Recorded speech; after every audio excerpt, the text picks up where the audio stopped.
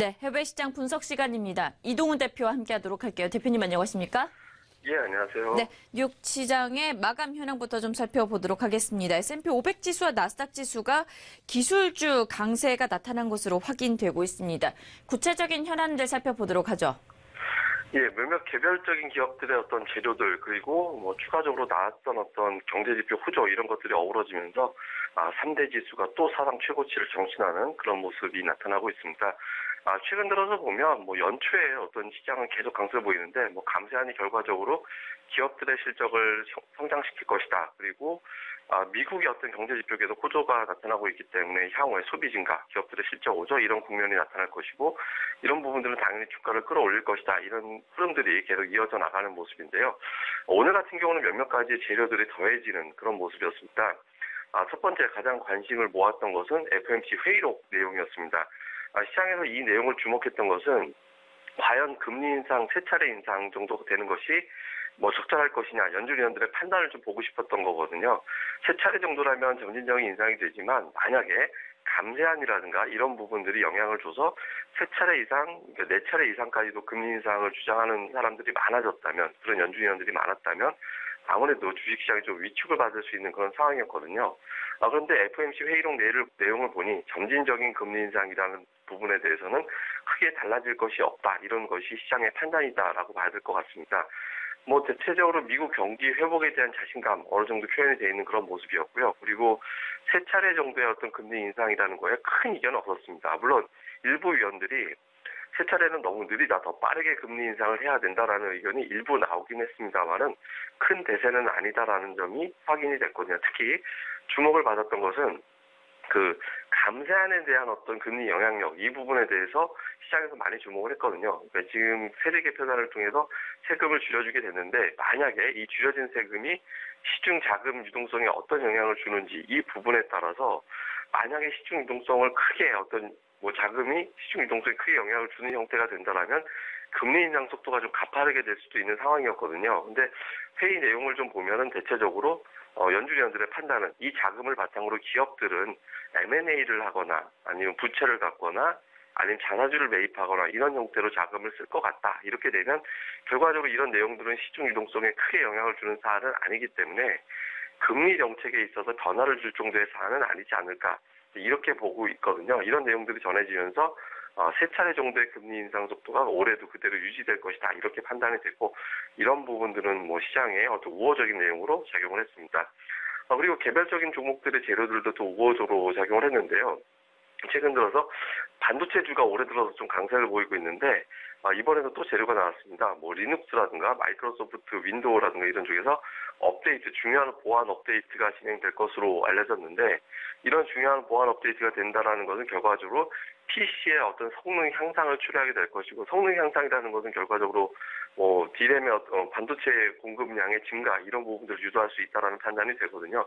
또 일부에서는 일부 보도가 나오긴 했습니다만은 연초에 주식시장에 유입되고 있는 자금 중에 일부는 반도체 쪽으로 가고 있다. 이런 어떤 분석도 나왔거든요.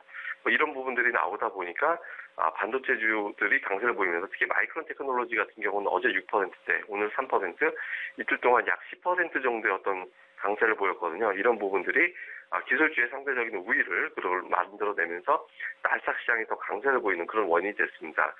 그리고 이날 나온 지표도 우호적이었는데요. ISM 제조업 지수 예상치가 58 정도였는데 59.7이 나왔거든요. 예상치를 상회했고 제조업 지표라는 것 자체가 향후의 고용, 다음에 원자재 시장의 수요 이런 부분들을 또 어느 정도 가늠할 수 있는데 이 수치가 잘 나오다 보니까 미국 경기에 대한 어떤 자신감 이런 부분들도 추가되면서 전체적으로 3대 지수가 모두 강세를 보일 수 있는 그런 기반이 만들어졌다. 이렇게 보면 되겠습니다.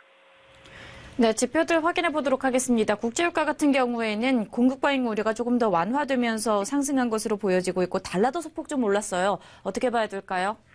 예, 달러는 오래간만에 올랐습니다. 0.3% 정도 상승하면서 달러 인덱스가 92.13까지 회복이 되는 그런 모습이 나왔는데요.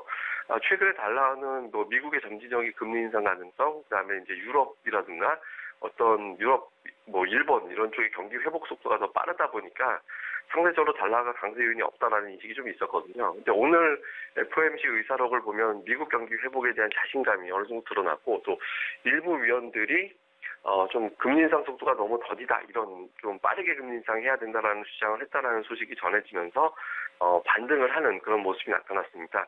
뭐 이달 말에도 1월 FOMC가 열리게 될 텐데 뭐 그 전에 뭐 추가적인 금리 인상 가능성이 제기될 가능성이 그렇게 높아 보이지는 않습니다만은 어쨌든 또 FOMC가 이달에 있다 보니까 이 부분은 또 확인해야 되지 않을까, 이런 투자자들의 인식이 또 일부 나온 것도 달러를 끌어올리는 데 일조를 했습니다. 다만 뭐 추세적인 강세로 가기에는 넘어야 할 산이 워낙 많기 때문에 지금으로서는 뭐 점진적인 하락이다라는 점에 대해서 크게 이견은 없다라고 봐야겠습니다.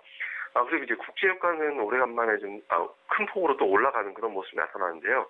최근 들어서 어떤 강세 보이는 흐름 자체가 좀 제한적이었습니다. 뭐 1% 안쪽에서 올랐는데 오래간만에 2%대의 상승을 보이면서 61달러 60센트대까지 올라서는 그런 모습이 나왔는데, 큰 이슈보다는 최근 들어서 이란 사태, 이란에서 이제 민주화 운동이 지금 벌어지고 있는 그런 상황이죠.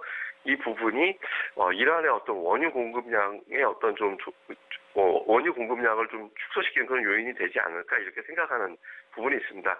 실제로는 뭐 원유 시설에 대한 어떤 피해라든가 이런 것들은 전혀 없는 것으로 알려져 있는데, 다만 중동 지역의 정세 불안은 언제든지 국제유가를 끌어올리는 그런 재료가 됐다라는 점에서 투자자들은 추가적인 국제유가 상승도 뭐 보고 있고요. 그리고 원유의 어떤 수요 자체가 경기 회복이 되다 보니까 수요 자체가 좀 늘어나는 그런 계기가 될 것이다라는 점도 국제유가가 좀 올라가는 그런 계기가 된다라고 봐야겠습니다. 근데 중요한 것은 오늘 저녁에 오늘부터 이제 또 국제유가가 올라갈 수 있는 또 하나의 어떤 재료가 될 수 있는 게 또 그 재고량이 발표가 되거든요. 그래서 주후반에 어떤 국제유가가 좀 밀리는 그런 경향이 가끔 있다라고 제가 말씀드린 적이 있었는데, 오늘 저녁에도 국제유가가 올라가는지 이 내용도 중점적으로 봐야 될 것 같습니다.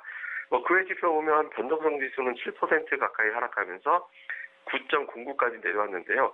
다만 뭐 여러 번 말씀을 드렸듯이 이 변동성 지수가 9 전후까지 내려오면 또 과매수라고 판단이 돼서 또 주식시장이 좀 조정을 보이는 그런 경향이 있거든요. 그래서 단기적으로 주식시장의 어떤 조정 가능성, 약간의 어떤 눌림 가능성도 또 염두를 좀 해야겠다라고 좀 봐야 될 것 같고요. 야간 선물은 많이 올랐습니다. 외국인들이 1,800약 이상 비교적 큰 폭으로 많이 매수를 하면서 0.64% 정도 올랐는데, 최근 들어서 반도체주가 강세를 보였고 좀 환율이 하락하다가 어느 정도 진정이 되면서 수출주들이 고비를 넘겼다, 이런 분석이 나오면서 우리 증시가 좀 강하게 출발하지 않을까, 외국인들이 이렇게 인식을 하면서 오늘 초반에 2,500포인트 돌파 가능성도 외국인들은 염두를 한 것으로 그렇게 보입니다. 네, 마지막으로 어떠한 부분 우리가 좀 주력해보면서 시장을 살펴보도록 할까요?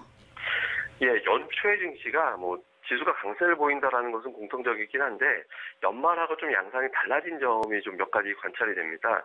우선 연말에 강세를 보였던 종목군 중에 하나가 소비 관련주였거든요. 우리가 보통 소매주라고도 분석을 했는데, 메이시스 같은 백화점주라든가 랄프로렌 같은 어떤 의류주, 이런 종목군들이 강세를 보였거든요. 근데 오늘 보면 이 종목들은 하락했습니다. 그러니까 소비 증가에 대한 어떤 기대감, 연말에는 소비 증가가 나타나지만 연초에는 상대적으로 기저현상에 의해서 좀 떨어질 것이다라는 우려감이 작용한 측면도 있겠지만, 주도주 자체가 좀 바뀌는 게 아닌가, 그렇게 보여지거든요. 실제로 보면 연초 들어서는 S&P 500 또는 다우지수보다는 나스닥이 훨씬 더 강하거든요.